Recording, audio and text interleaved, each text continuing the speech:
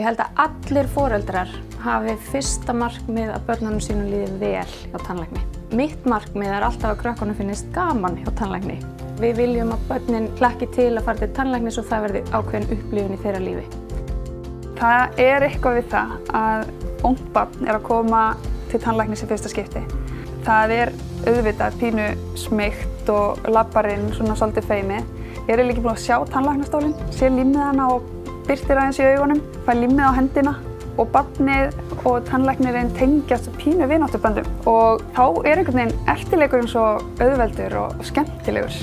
Við leggjum svolítið upp með að vinna í teymum, þannig að ég sem barnatannlæknir hef mitt barnatannlækningateymi og við vinnum flest tilfellin saman og allir sérfræðingarnir eru almennu tannlæknunum til halds og trausts. Þó að barnið neiti eða vilji ekki að ég fá að sjá tennurnar þá er það bara allt í lagi. Fyrsta upplifun á alltaf að vera góð upplifun vegna þess að það leggur grunninn á því sem á eftir kemur sem er það mikilvægasta.